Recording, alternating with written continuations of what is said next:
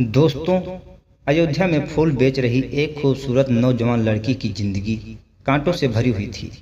50 kilometre दूर अपने घर से वो बसों में धक्के खाते हुए सुबह सुबह अयोध्या पहुंचती है और वहां दर्शन के लिए आए लोगों को फूल बेचा करती थी और शाम को फिर से बसों में धक्के खाते हुए अपने घर वापस आ जाती और इस तरह बड़े मुश्किल तरीके से अपने परिवार के 7 सदस्यों का पालन पोषण करती है। दोस्तों, एक दिन वो सरयू नदी में स्नान करने वाले लोगों के पीछे दौड़ रही थी अपने फूल बेचने के लिए। तभी वो एक लड़के का चेहरा देखती है तो उसके पैरों के नीचे से जमीन खिसक जाती है और फिर वह उस लड़के से अपने आप को छुपा लेती है। कुछ देर बाद वो लड़का स्नान के लिए नदी की गहराई में तेज बहाव में जाता है तो दोस्तों वो लड़की परेशान हो जाती है। वो उसको रोकना चाहती है क्योंकि वो लड़का कोई और नहीं बल्कि उसका पति था जिसने उसे 3 सालों से छोड़ दिया था। दोस्तों, ये कहानी बहुत ही रोमांचक है, दिल को छू लेने वाली कहानी है। आइए सुनते हैं पूरी कहानी इस वीडियो में। दोस्तों, ये कहानी है उत्तर प्रदेश के अयोध्या से लगे हुए जिला सुल्तानपुर के एक छोटे से गांव की। उस लड़की का नाम काजल होता है और लड़के का नाम राहुल होता है। दोस्तों, जब से अयोध्या में राम मंदिर का निर्माण किया गया और मूर्ति की प्राण प्रतिष्ठा हुई है तो अयोध्या में दर्शन करने वालों की संख्या अधिक हो गई है। राहुल नई कार खरीदता है और वह भी दर्शन के लिए अयोध्या जाना चाहता था। राहुल अमेठी में रहता था जो कि अयोध्या से लगभग 110 किलोमीटर दूर है। वह अपने दोस्तों के साथ अयोध्या घूमने का प्लान बनाता है और कहता है कि चलो नई कार की पार्टी भी वहीं चलकर हो जाएगी। राहुल और उसके 3 दोस्त अयोध्या पहुंच जाते हैं। अपने प्लान के मुताबिक वह पहले सरयू नदी में स्नान करने के लिए जाते हैं। नदी के किनारे सैकड़ों की तादाद में लोग स्नान कर रहे थे। ये जब स्नान करने के लिए नदी के पास जाते हैं तो इनके पीछे कई लोग लग जाते हैं, जैसे कि भिक्षा मांगने वाले, पूजा कराने वाले, पंडित और फूल बेचने वाले भी उनके आगे पीछे हो जाते हैं। दोस्तों, काजल भी इसी घाट पर फूल बेचती थी। वो जब राहुल और उसके दोस्तों को देखती है तो वह भी उनके पीछे आ जाती है और कहती है कि साहब फूल ले लीजिए, सरयू माता में अर्पित कर देना, आप सुखी रहेंगे, आपका कारोबार बढ़ेगा, बच्चे परिवार सुखी रहेंगे, सभी मनोकामना पूरी होगी, आपको सरयू माता आशीर्वाद देंगी। इस तरह से जब वो उसके दोस्त से कहती है तो उसका दोस्त रुक जाता है। वो उससे पूछता है कि कितने रुपए के आप ये फूल बेच रही हैं। दोस्तों, उसने कागज की एक प्लेट में फूलों को सजाकर रख रखा था और वो कहती है कि साहब ये एक प्लेट 25 रुपए की है। तो उसका दोस्त कहता है कि मुझे ऐसी 4 प्लेट फूलों की दे दो और वह काजल से पूछता है कि ये फूल पत्तियां डालना सरयू जी में अलाउ है क्या।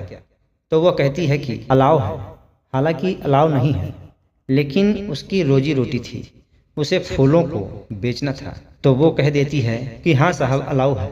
अब वो अपने दोस्तों को आवाज़ लगाते हुए कहता है कि यार फूल तो ले लो। और जब वे पीछे मुड़कर देखते हैं तो काजल उनमें जब राहुल को देखती है तो उसके पैरों के नीचे से जमीन खिसक जाती है। दोस्तों, राहुल को देखते ही वो छिप जाती है, गायब हो जाती है।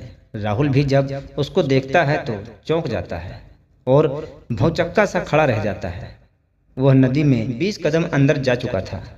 वो जल्दी से बाहर आता है और काजल को ढूंढने लगता है, लेकिन काजल फूल देते ही वहां से चली गई थी। राहुल का दोस्त कहता है कि यार ये तो अपने पैसे भी नहीं लेकर गई और ऐसे ही गायब हो गई।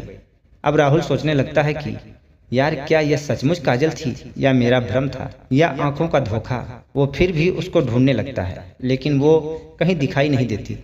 वो कहता है कि यारो उसे ढूंढो, उसको पैसे दे दो। तो उसका दोस्त कहता है कि यार यहीं रुक जाते हैं, 5-10 मिनट, उसको याद आएगा तो वापस जरूर आएगी।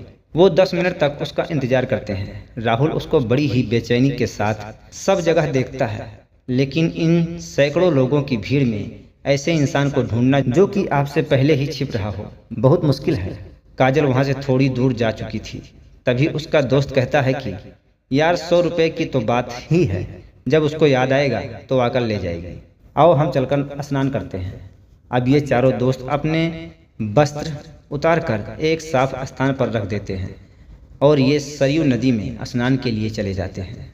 नदी में बहुत लोग स्नान कर रहे थे, लेकिन इन दोस्तों में उत्सुकता कुछ ज़्यादा ही थी, तो ये धीरे धीरे और ज़्यादा गहराई में आगे की तरफ बढ़ते हैं, क्योंकि किनारे पर जो पानी था वो ज़्यादा लोगों की हलचल से मटमैला हो गया था। तो ये साफ पानी में नहाना चाह रहे थे, लेकिन दोस्तों पानी का बहाव बहुत तेज था। अब दोस्तों काजल उनके थोड़ा पास आ जाती है और छुपकर राहुल को निहारने लगती है, क्योंकि 3 साल बाद वो राहुल को देख रही थी। दोस्तों वो राहुल को देखती है जो कि गहरे पानी में चला जाता है, तो जैसे होता है कि अपनों के लिए चिंता होने लगती है, तो यही कुछ हाल काजल का होने लगता है। वो राहुल को लेकर थोड़ा परेशान हो जाती है। तभी उसको एक लड़का दिखाई देता है। वो उससे कहती है कि इधर आ बाबू, और उन लोगों से बोल दे कि ज़्यादा आगे गहरे पानी में न जाएं, पानी का बहाव तेज है, ये लोग किनारे पर ही नहा लें। दोस्तों वो लड़का उनके करीब जाता है और ज़ोर से कहता है कि आप लोग ज़्यादा गहराई में जा रहे हो, इतनी अंदर मत जाओ, नदी का बहाव तेज है। तभी कुछ लोग तो किनारे आ जाते हैं उसकी बात को सुनकर, लेकिन राहुल उसकी बात नहीं सुनता और वहीं खड़ा रहता है, बल्कि और गहराई में जाने लगता है। वो लड़का तो बोल कर चला जाता है, लेकिन काजल से अब सब्र नहीं होता।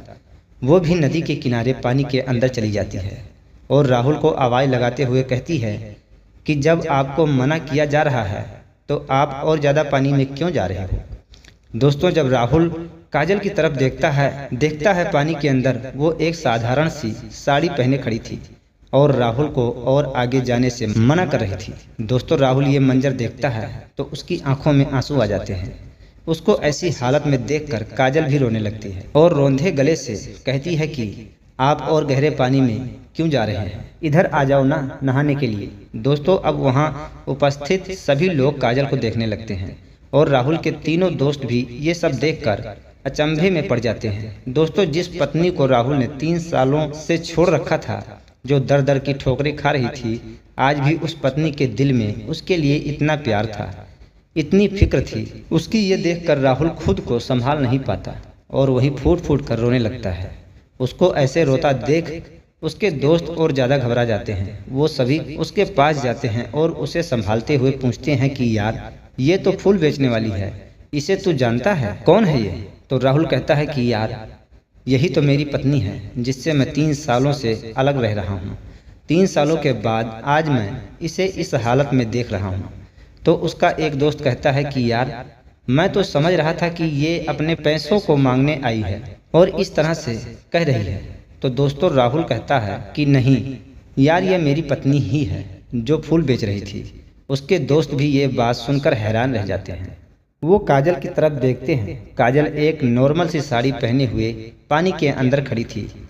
तभी एक दोस्त कहता है कि अरे यार ये हमारी भाभी जी हैं। वो काजल के पास जाता है और उससे संभालते हुए कहता है कि देखो भाभी जी, यहाँ पर मत रोइए, सभी लोग देख रहे हैं, कोई क्या कहेगा। दोस्तों हजारों लोगों की भीड़ में इनकी एक अलग ही कहानी शुरू हो गई थी। वो उन दोनों को पानी से बाहर लाते हैं और राहुल काजल के पास जाता है तो काजल उसका हाथ पकड़कर रोने लगती है। अब राहुल उसको समझाता है और चुप कराने के बाद कहता है कि आओ तुम भी स्नान कर लो, लेकिन वो मना करती है और कहती है कि मैं तो सुबह आकर ही सबसे पहले नहा लेती हूँ और उसके बाद ये फूल बेचती हूँ, मैं अब और नहीं नहा सकती, मेरे कपड़े गीले हैं। अब राहुल और उसके दोस्त नहाने चले जाते हैं। अब दोस्तों राहुल और काजल साथ में फोटो वगैरह भी खींचते हैं। दोनों बहुत खुश थे। अब ये नहाकर बाहर आते हैं, अपने कपड़े बदलते हैं। तभी वहाँ एक 12 साल का लड़का आता है और काजल से कहता है कि दीदी मेरे पास फूल खत्म हो गए हैं, मुझे और फूल दे दो ना। 3-4 लोग वहाँ फूल मांग रहे हैं, मैं फूल ले जाकर उन्हें बेचूं। तो काजल कहती है कि जा बाबू, वहाँ पन्नी के अंदर रखे हैं, जाकर ले ले। उसके बाद वो लड़का फूल लेकर चला जाता है। अब ये सब साथ में ही चाय नाश्ता करने के लिए एक छोटे से होटल पर जाते हैं, जो कि घाट के नज़दीक ही था। वहाँ बैठकर चाय नाश्ता करते हैं और राहुल काजल से कहता है कि तुम्हारा घर तो यहाँ से काफ़ी दूर है, तुम कब से ये काम कर रही हो, क्या हाल चाल है तुम्हारा, तुम्हारी फैमिली में सब कैसे हैं। उसके बाद दोस्तों जो काजल अपने हालात सुनाती है तो उसको सुनने के बाद सभी की आंखों में आंसू आ जाते हैं, अभी गमगीन हो जाते हैं। दोस्तों जब राहुल और काजल की शादी हुई थी तो बारात वाले दिन डीजे नाच गाना को लेकर बाराती और घराती में झगड़ा हो गया था और खूब मारपीट हुई थी। छोटी सी बात को लेकर हुआ ये झगड़ा देखते देखते ही बहुत बढ़ जाता है और दोनों पक्षों को गंभीर चोट भी आती है। इस झगड़े का अंजाम यहाँ तक पहुँच जाता है कि शादी किए बिना ही बारात लौटने वाली थी, लेकिन जब कुछ समझदार लोग बीच में पड़ते हैं और समझा बुझा कर किसी तरह से शादी को करा देते हैं। लेकिन शादी होने के बाद जब काजल अपने ससुराल पहुंचती है तो उसको वो इज्जत नहीं मिलती जिसकी वो हकदार होती है। शादी के कुछ दिन बाद ही राहुल की माता, उसकी बहन और सभी परिवार के लोग काजल पर और उसके परिवार वालों पर तरह तरह के इल्जाम लगाने लगते हैं, ताने देने लगते हैं। एक तरह से सोचा जाए तो उस लड़ाई का बदला काजल से ये लोग लेने लगते हैं, जिसको सुन सुनकर काजल परेशान हो जाती है। लेकिन कैसे भी करके वो अपने ससुराल में रहती है, क्योंकि राहुल काजल से बहुत प्यार करता था। उसके दिल में काजल को लेकर कोई भेदभाव नहीं था, इसलिए वो 6 महीने तक अपने ससुराल में रुकी रही और सभी की खरी खोटी बातें सुनती रही। राहुल एक पढ़ा लिखा लड़का था, उसकी एक मेडिकल की शॉप थी, वो अच्छा खासा पैसा कमाता था। वो काफ़ी अमीर लोग थे, जबकि काजल के पिताजी मुंबई में दिहाड़ी मजदूरी का काम करते थे और ऐसे ही अपने परिवार का पालन पोषण करते थे। काजल बेहद खूबसूरत थी, इसलिए ही राहुल के परिवार वालों को वो पसंद आ जाती है और उनकी शादी हो जाती है। क्योंकि वो गरीब परिवार से थी तो उसको अब 2 की बजाय 10 बातें सुनने को मिलती थी। अब दोस्तों 6 महीने बीत जाते हैं और इस बीच काजल का अपने मायके भी आना जाना हुआ। लेकिन 6 महीने के बाद जब वो फिर से अपने मायके जाती है तो उसको कोई पूछने वाला ही नहीं था। उसको कोई भी ससुराल वापस लेने ही नहीं आया। राहुल को भी सख्त मना कर दिया जाता है कि अब वो लड़की इस घर में दोबारा वापस नहीं आएगी, तुम्हारी अब दूसरी शादी होगी। काजल के घर खबर भेज दी जाती है कि अब आप अपनी लड़की का देख लो, हम अपने लड़के के लिए दूसरी लड़की ब्याह लेंगे, अब ये रिश्ता और नहीं चल सकता। अब दोस्तों काजल के पिताजी को इस बात का बहुत गहरा सदमा लगता है और 2 महीने बाद ही उनकी मृत्यु हो जाती है। घर में सिर्फ वही एक कमाने वाले थे। उनके गुजरने के बाद परिवार बिल्कुल अनाथ हो जाता है। अब इस परिवार में काजल के दादा दादी, काजल की माँ और एक 18 साल की बहन। जब काजल की शादी हुई थी तो काजल की उम्र 21 साल थी और उनके 2 छोटे भाई, एक की उम्र महज 11 साल और दूसरे की उम्र 14 साल। कुल मिलाकर घर में 7 लोग का खर्च अपने आप में ही बहुत बड़ी चुनौती थी। इन लोगों की हालत बद से बदतर हो जाती है, खाने पीने के भी लाले पड़ जाते हैं। दोस्तों सरकारी राशन तो मिलता था, लेकिन राशन के अलावा भी बहुत सारे खर्चे होते हैं। दोस्तों बहुत ही ज़्यादा तंगी हो जाती है। अब काजल क्या करती, घर में वही सबसे बड़ी थी। अब वो दिन रात टेंशन में रहने लगी थी कि अपने परिवार की भूख कैसे मिटाएं। काजल की माँ को कभी कभी मजदूरी मिल जाती, पर इतने बड़े परिवार का इतने कम पैसों से गुजारा करना बहुत मुश्किल था। और इधर जो उसका पति होता है राहुल, वो एक और मेडिकल स्टोर खोलता है। उसके अब 2 मेडिकल स्टोर चलते हैं, एक पर उसके पिताजी तो एक पर वो खुद बैठता था। उन लोगों को तो किसी चीज़ की कमी नहीं थी, बहुत सफल जीवन बिता रहे थे। लेकिन इधर काजल के परिवार की स्थिति कुछ ठीक नहीं थी।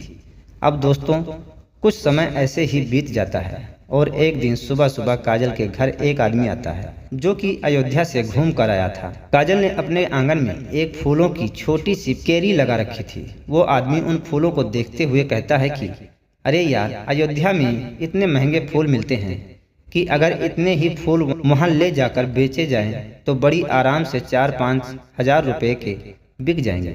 दोस्तों वो ये बात कहकर चला जाता है, लेकिन काजल के दिल दिमाग में ये बात फिट हो जाती है। वो अगली सुबह सभी फूलों को तोड़कर अपने छोटे भाई को साथ लेकर बस से अयोध्या के लिए निकल पड़ती है। दोस्तों वो थोड़ा लेट पहुंचती है, लेकिन फिर भी घाट पर जाकर जो भी 10-12 किलो फूल होते हैं बेच देती है और लगभग 1500 रुपये कमा लेती है। शाम को अपने घर जाती है, वह बहुत खुश थी। अब जो घर के फूल थे सभी खत्म हो गए थे, तो उसने अपने बड़े वाले भाई से पता लगवाया कि फूल कहाँ मिलते हैं। उसका भाई मंडी में जाता है और वहाँ से 15 किलो फूल लेकर आ जाता है। दोस्तों अब वो रोजाना ऐसे ही मंडी से फूल खरीदते। काजल और उसका छोटा भाई बस में वो फूल रखकर अयोध्या ले जाते और वहाँ बेच देते। दोस्तों 2 साल से ये लोग यही काम कर रहे थे। और जब राम मंदिर का निर्माण हुआ तो वहाँ और ज़्यादा लोग दर्शन के लिए आने लगे और इनके फूलों की बिक्री और ज़्यादा बढ़ गई। दोस्तों, ये मंडी से 1000-1200 रुपये के फूल खरीदते और अयोध्या में उन्हें 3000-3500 तक का बेच देते। सब कुछ खर्च निकाल कर लगभग ये लोग 1000 रुपये बचा लेते थे। लेकिन इसके लिए उन्हें सुबह सवेरे ही उठना होता और देर शाम तक ये घर लौटते थे। बहरहाल कुछ इस तरह से इस परिवार का खर्चा चलने लगता है और ये कड़ी मेहनत करके अपना जीवन बिता रही थी। काजल बेहद खूबसूरत थी, इसलिए वो जमाने की गंदी नज़रों से बचने के लिए खुद को सामान्य सा दिखाती थी। नॉर्मल सी पुरानी साड़ी पहनती थी और 25 की उम्र में भी वो खुद को 45 साल जैसा दिखाती थी और अपने भाई को भी हमेशा साथ रखती थी ताकि उसे कोई अकेले देखकर परेशान न करे। उस दिन भी वो घाट पर फूल ही बेच रही थी जब राहुल को वो देखती है और राहुल उसे देखता है। दोस्तों, अपनी याद बीती बताने के बाद काजल रोने लगती है। राहुल भी उसकी दुख भरी कहानी सुनकर रोने लगता है। सभी लोगों की आंखें नम हो जाती हैं। फिर राहुल के दोस्त उससे कहते हैं कि यार, अब तू ही बता, इसमें भाभी जी की कहाँ गलती है? इनसे कौन सा गुनाह हुआ जो तुम सब ने इन्हें दर दर की ठोकरें खाने के लिए मजबूर कर दिया? यार, तू तो पढ़ा लिखा आदमी है, तुझे अपनी फैमिली को, अपने माँ बाप को समझाना चाहिए था, लेकिन तूने इतनी बढ़िया लड़की को ऐसे ही छोड़ दिया अपने घर वालों की बातों में आकर। फिर वो लोग कहते हैं कि अब तू संभल जा और भाभी जी के साथ साथ खुद की जिंदगी को भी खराब मत कर। अब तू भाभी जी को लेकर अपने घर चल, हम तुम्हारे साथ हैं। दोस्तों, राहुल के सभी दोस्त पढ़े लिखे और काबिल लोग थे, पर काजल राहुल के साथ जाने के लिए मना कर देती है।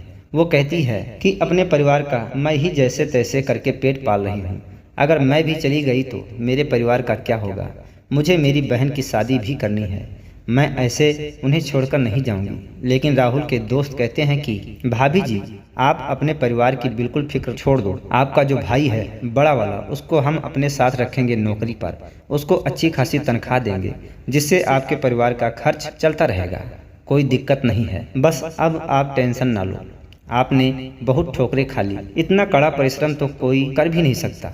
दोस्तों, अब ये काजल को लेकर उसके घर जाते हैं और जब काजल के घर वाले अपने दामाद जी को देखते हैं तो हैरान रह जाते हैं। और फिर जब उनको सारी घटना का पता चलता है कि ऐसे ऐसे इनकी मुलाकात हुई है तो वो खुशी खुशी काजल को फिर से एक बार विदा कर देते हैं और फिर वो गाड़ी में बैठकर राहुल के घर पहुंचते हैं। राहुल के परिवार वाले काजल को देखकर हैरान रह जाते हैं, लेकिन अब उसके दोस्त उसके साथ खड़े थे। उन्होंने सभी परिवार वालों को समझाया कि क्यों आप लोग अपने बच्चों की ज़िंदगी बर्बाद करने में लगे हो। राहुल के दोस्त उसके परिवार वालों को मना लेते हैं और उन्हें भी अपनी गलती का एहसास होने लगता है। दोस्तों, राहुल अपनी बीवी को अपने साथ दोबारा से पाकर बहुत खुश था और भगवान का लाख लाख शुक्र अदा करता है। अब ये दोनों पति पत्नी खुशी खुशी अपनी ज़िंदगी बिता रहे हैं और काजल के भाई को जॉब मिल जाती है। अब वो अपने घर की जिम्मेदारी संभालने में सक्षम था। तो दोस्तों, ये थी आज की कहानी। अगर आपको ये कहानी ज़रा भी अच्छी लगी हो तो कमेंट करके ज़रूर बताइए और आपसे एक ही विनती है कि आप लोग भी हमारे चैनल को सब्सक्राइब कर लें, जिससे मुझे और भी ज़्यादा हौसला मिलता रहे।